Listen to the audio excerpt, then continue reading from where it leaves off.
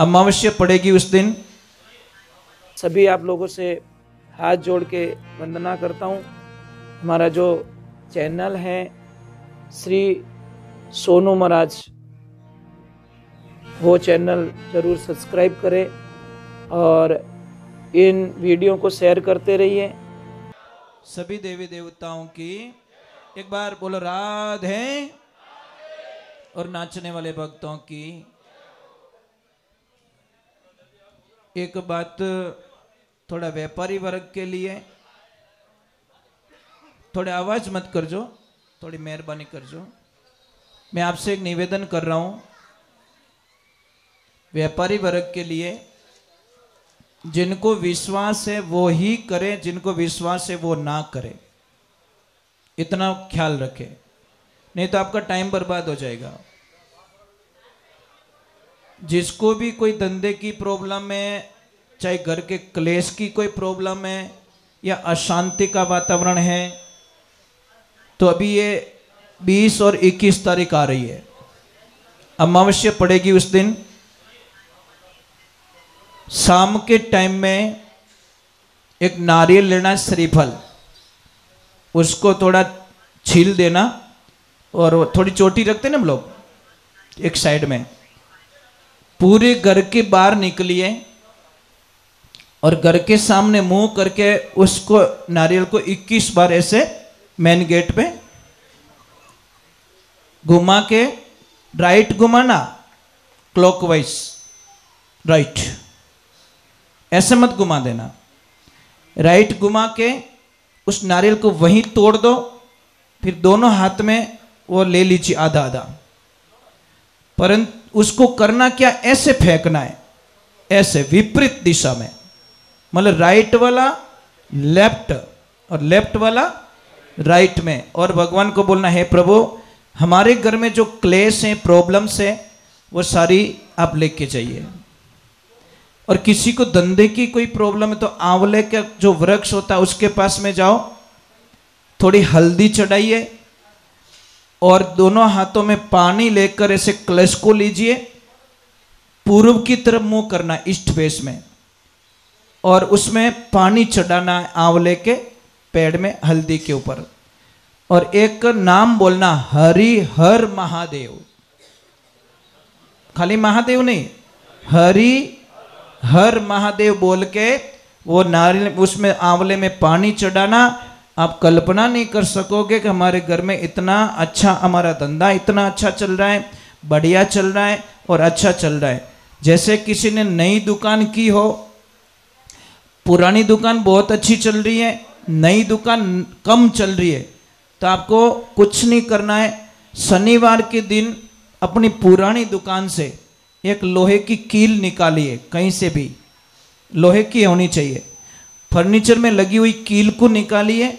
वो कील चुपचाप बोल के भगवान शनि को बोलना, है शनिदेव जितनी कृपा यहाँ पे की आपने, इतनी कृपा मेरी नई दुकान पे भी करना है और मेरे साथ में चलो। ले जाकर उस कील को गले में डाल दीजिए या कहीं भगवान के दरबार में रख लीजिए। आपकी जिंदगी में इतनी खुशी आएगी जिसकी कल्पना नहीं कर सकते।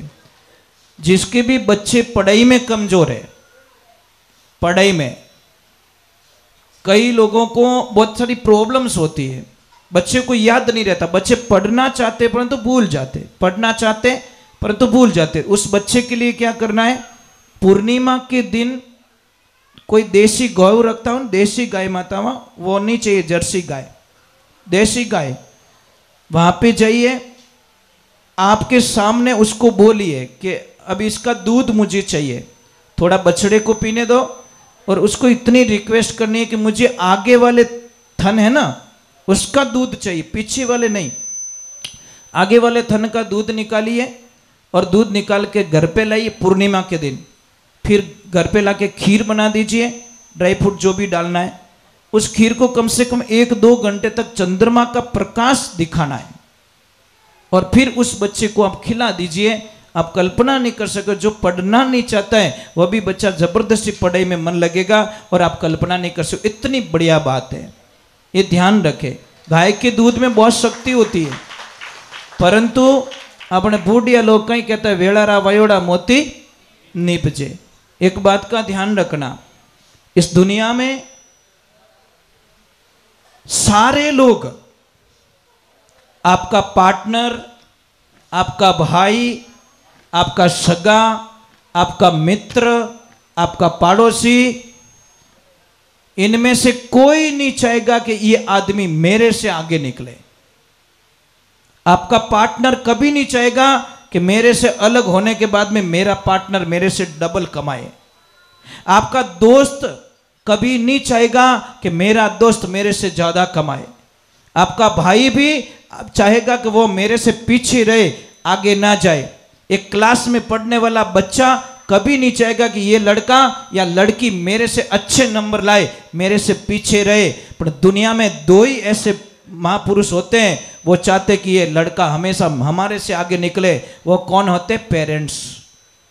माँ बाप रे अलावा कोई दुनिया में आपको आगे बढ़ने का सपना, आशीर्वाद नहीं देंगे। सिर्फ माता पिता के अलावा। माता पिता चाहते कि मेरा बेटा मेरे से बहुत आगे बढ़े, बहुत आगे बढ़े। तो एक बेटे ने पिताजी के व्यापार पे ध्यान दिया और पिताजी की इच्छा थी कि बेटा हमारी 40 साल की पेढ़ी है, इसका थोड़ा ध्यान रखना। बेटे ने बात सुनी और बैठ गया पेढ़ी पे। अब उसने व्यापार इतना फैला दिया महाराज, बहुत ज्यादा व्यापार फैला दिया। अब समझ लीजिए, व्यापार फैला के बहुत अच्छी बिल्डिंग बनाई और बिल्डिंग बना के बिल्डिंग के ओपनिंग में पिताजी को बुलाया, उनसे रिबन कटवाया। तो पिताजी ने उसको एक प्रश्न किया, बहुत राजी भी हुए कि धन्यवाद है मेरे बेटे को, कम से कम मैं तो नॉर्मल में था, इसने बहुत सारा कारोबार आगे बढ़ा दिया, इतनी बड़ी ऑफिस बनाई, इतनी बड़ी बिल्डिंग बनाई। अब महाराज ध्यान रखें, पिताजी ने बच्चे को पूछा, ये पॉइंट्स थोड़ा ध्यान से सुनना।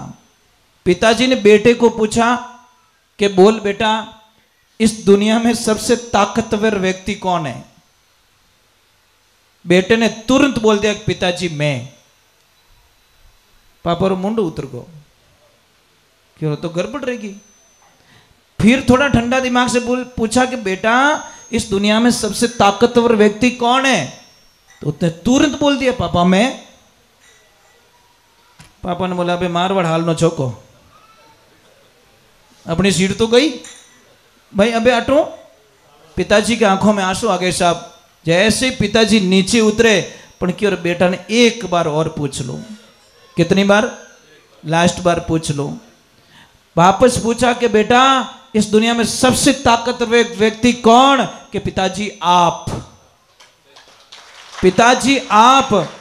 तो पापा ने बोला, बेटा 2 बार जब पूछा तो तूने बोला मैं हूं मैं हूं, मार तो कालजू काट दियो कि पापा उस वक्त में आपके दोनों हाथ मेरे कंधों पे थे, इसलिए मैं दुनिया का सबसे ताकतवर व्यक्ति था। जैसे ही आपके हाथ हट गए आप 1 बन गए, मैं 0 बन गया। इन्हें वास्ते जिन माते माँ बाप रो हाथ कंधों माते है ने, उससे बड़ा ताकतवर दुनिया में कोई हो नहीं सकता। इन्हें वास्ते महापुरुषों, आप कितना भी कमा लेना, कितना भी कुछ कर लेना, पर माँ बाप ने मत सताई जो। बेचा बटो रियो, कोई बोलता हमारे बिल्डिंग आई, कोई के गाड़ी आई, कोई के वो आयो, कोई के कंपनी आई, और एक भोलो आदमी के गेला मारे को ने मारी माँ आई रे, मैं दुनिया में सबसे लकी आदमी हूं, मेरी माँ मुझे मिल गई। ना गाड़ी चाहिए, ना बंगला चाहिए, ना कुछ चाहिए। महाराज एक ध्यान रखना, औलाद बीमार हो जाती है तो माता पिता सारी प्रॉपर्टी गिरवी रख देते हैं, अपनी एफडी तोड़वा देते हैं, अपनी सारी कमाई तोड़वा देते हैं। पर जब पापा मम्मी बीमार रहे तो सब थोड़ी शंकाएं घुस जाती है। कैसा 12 साल रह गया मने सेवा करते, हमें तो नैन क्यों ही करी। अरे बाप रे, एक आदत छोड़ दो आपकी। कहीं के माँ बाप मारे भेड़ा रहे वो शब्द छोड़ दो साहब। कहीं कहो मैं माँ बाप रे भेड़ो रहूं, जिन दिन ओ बोलोला उन दिन आप बहुत सुखी रह जाओला। हमारी क्या औकात है जो माँ बाप ने अपो भेड़ा राख सको? यूं बोलो ने बेटी रे बाप के मैं माँ बाप रे भेड़ो रहूं। कई लोग का मने के महाराज मैं गाय को गोद लेके आया हूं। अब धारो बाप दादा ली कहीं गाय को गोद लेना 3 लोग के देवता नहीं ले सकते, तू क्या ले सकता? ऐसे बोलते मैं गाय की गोद गया हूं, आज मैं गाय को गोद लेके नहीं आया, मैं गाय माता की गोद चला गया, तो वो तो शुभ था। पर वो कि गाय को गोद मैंने ले ली। अरे बेटी रे बाप, ब्रह्मा विष्णु महेश की भी ताकत नहीं है जो गाय को गोद ले सके। अरे इतना बोलते गाय की गोद गया हूं मैं, तो शुभ होता। महाराज कई लोग क्या करते हैं, अभी हमारे कुछ दिनों पहले कोई किसी ने सत्संग बुकिंग करवाई और हमें पूछा कि महाराज ये तारीख है लिख दीजिए, और नाचने वाला हाथ आई कि नहीं आई। मैं बोले क्यों, कैसा कोई हनुमान जी पढ़न नाचे, कोई महादेव जी पढ़न नाचे। मैंने बोला सत्संग कैंसिल करो, आई नॉट एक्सेप्ट, नहीं नो एग्री, मैं ये नहीं कर सकता। अरे मारी कहीं औकात है जो हनुमान जी नचाई सकूं, मारी कहीं औकात है जो महादेव जी ने मैं नचाई सकूं। अरे भोला आदमी थोड़ा तो दिमाग यूज करो, महादेव जी को मैं नचाऊंगा, मैं इतना बड़ा बन गया क्या, मैं हनुमान जी को नचाऊंगा, मैं माता जी को नचाऊंगा। अरे क्या खेल कर रहे हो तुम लोग। माता जी हम थे नाचो भाई, महादेव जी हम थे नाचो, हनुमान जी हम थे नाचो, तो थोरो बेड़ो पार होवे, नहीं तो आज होवे ने कोई काल होवे। हम तो भैरू जी के सामने, भैरू जी के वो पता नहीं क्या क्या बन के भैरू जी को नचा रहे हैं। इतने बड़े हो गए हम लोग कि भगवान को नचाने लग गए। साहब ये बहुत ही गलत चीज है, इन्हें वास्ते ये सारी बंद होना चाहिए, ये अच्छी बात नहीं है। भगवान की हंसी उड़ती है, भगवान की मजाक उड़ती है साहब, और हम एग्री करते तालियां बजाते हैं, मजा आता है। मैंने बोला ना मजा मत लीजिए, मजा थोड़ी देर का है, आनंद लीजिए। चलो एक बार जय बोलते, बोले आई मात की, बोले नवदुर्गे मात की। नाराज तो नहीं हो, थोड़ा हैंट अरे जो क्यों बात उड़ी हो है, हल्का हल्का हैंग, भारी भारी रही जो को पड़ियो रही, हल्को रिवसरी बात नहीं है। साहब मेरे गुरुजी ने क्या बोला कि बेटा जीवन चाहे 2 दिन का ही हो, पर होनो चीजें आनंद रो। समझ में आई नहीं, 1 साल 2 साल जी ले चाहे 100 साल जी ले, आखिर है तुझको जाना, आखिर तुझे जाना है। मेरे गुरुजी कहा करते थे कि बेटा 100 किलो चांदी मत खरीदना, 1 किलो सोना खरीद लेना। तो अज्ञानी थे, मूर्ख थे हम लोग। जाके गुरुजी को बोला 99 किलो का घाटा क्यों करवा रहे हो। गुरुजी ने बोला 1 किलो सोने का 60 लाख बनता है, 100 किलो चांदी रही 60 लाख बने, तो 99 किलो बोझ लिया क्यों फिरे। समझ में आ गया। तो हमने 100 झूठ बोलने से बढ़िया एक सच बोल के मरा जाए, आनंद उसी में होता है महाराज। क्यों रोज मरूं यार, रोज झूठ बोलूं, रोज मरूं, इससे बढ़िया एक दिन मर जाए, क्या फर्क पड़ेगा। पर तो मरना अच्छा है यार, मरना स्वामी विवेकानंद जी का जैसा होना चाहिए, मरना महाराणा प्रताप जैसा होना चाहिए, मरना शिवाजी जैसा होना चाहिए, मरना महारानी लक्ष्मीबाई जैसा होना चाहिए, मरना सुभाष चंद्र बोस जैसा होना चाहिए, मरना भगत सिंह जी जैसा होना चाहिए। आनंद उसको कहते, संसार में आए कीड़े मकोड़ों की जैसे मर गए, उसको मौत नहीं कहते। मौत भी इतिहास के पन्नों में लिखी जाए, उसको मौत कहते। महाराज क्या आए, क्या खाए, क्या पहने, ये हमारा वर्चस्व नहीं है। हमने देश के प्रति कितनी जागृति है, देश के प्रति बात कितनी करते हैं, देश के प्रति हमारी भावनाएं क्या है, वो मायने रखता है। पर्सनल जिंदगी, सेल्फ जिंदगी हमेशा दुख देती है। और जब आप आउट जाते हो, देश का सोचते हो, मातृभूमि का सोचते हो, तो आनंद कुछ और आता है। ये जिंदगी में ध्यान रखिए। अरे 2 दिन का जीवन यार। यहाँ पे कोई ऐसे बैठे हैं माँ भारती के सपूत, जो अपने बेटे के जन्मते ही मन में ये शपथ ले ले कि इस बेटे को मैं फौज में भेजूंगा, बॉर्डर पे भेजूंगा इस बच्चे को मैं। है कोई देवी यहाँ पे? बहुत बहुत धन्यवाद आपको, एक हाथ ऊपर हुआ है, धन्य हो गया मैं। ये होना चाहिए यार, सपना ये होना चाहिए। क्या मेरे लिए वो बनाऊं, वो बनाऊं, वो बनाऊं। अरे ये तो सोचो, ये भगवान मुझे ऐसा बेटा देना, ऐसी बेटी देना जो बॉर्डर पे जाके डंके की चोट पे जाके मेरी मातृभूमि की रक्षा कर सके। नहीं तो मेरा धरती पे आना सार्थक। धरती मारो कर्जो तो उतारो कि नहीं उतारो। एक छोटा सा भजन सुना देता हूं ताकि शंका निकल जाए। 5 कर्जे हमारे पे, कितने? जब तक ये कर्जे नहीं उतारेंगे हमारी मुक्ति होने वाली नहीं है।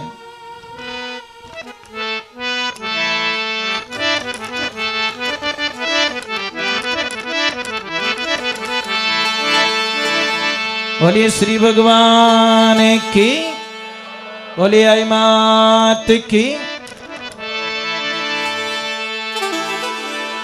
सूरा होना सेज है, सूरा होना सहज है, तो घड़ी